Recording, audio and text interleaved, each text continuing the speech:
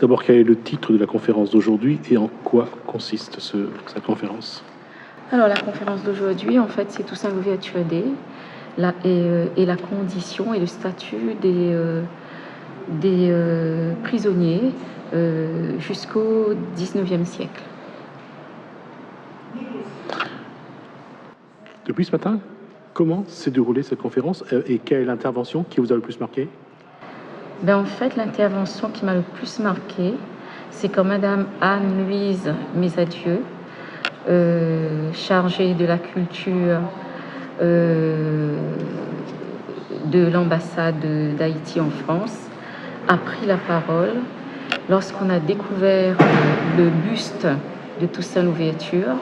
Elle a pris la parole pour s'exprimer et en même temps de voir Toussaint Louverture ici à l'île de la Réunion et ô combien auréolé par les personnes qui étaient présentes sur le site, notamment les officiels. Et ça, vraiment, nous a beaucoup émus. Et même, il y avait des petites larmes qui coulaient. Et elle était très, très émue au bord des larmes. Pour elle, c'est vraiment un moment fort, extraordinaire. Qu'est-ce que Toussaint Louverture a apporté de cette bataille? Parce qu'il a joué un rôle très important, justement, dans le début de ce qu'on appelle la lutte contre l'esclavage.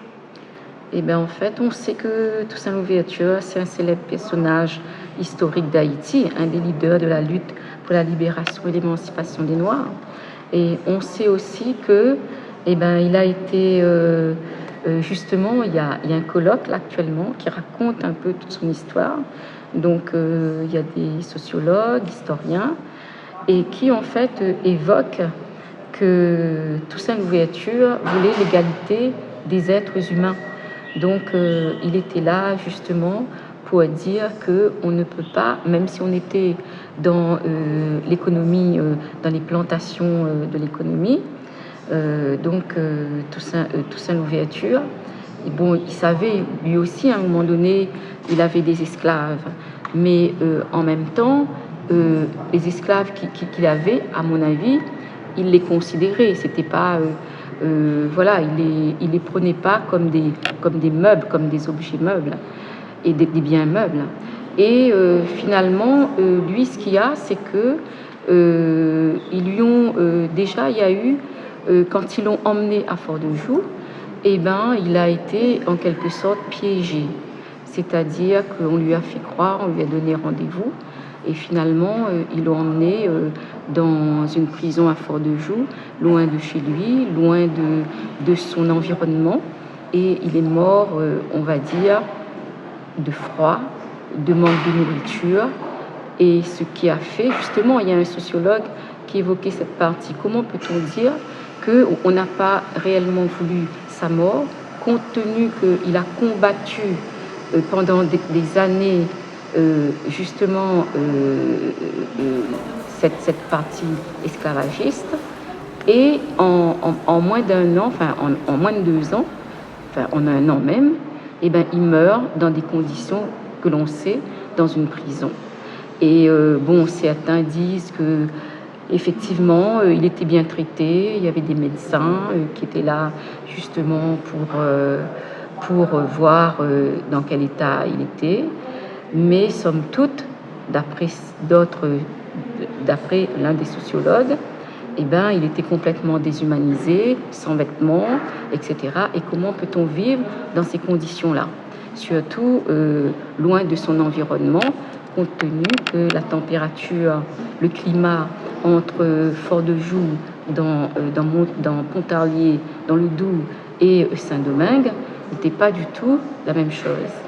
Voilà un petit peu ce que j'ai envie de dire sur ce que j'ai appris là, sur ce que je savais un peu et sur ce qu'on a évoqué, on va dire, pratiquement toute la journée entre les élus, les politiques et les scientifiques et les chercheurs. Qu'est-ce qui a motivé Marine Champignol, Frédéric Véfour, Quartier Libre, pour organiser cette conférence? Qu'est-ce que vous souhaitez passer comme message aux Réunionnais? Ben, en fait, ce qu'il faut savoir, c'est que depuis 2017, nous sommes en contact permanent avec le Bénin, Haïti, le Brésil et Fort-de-Joux.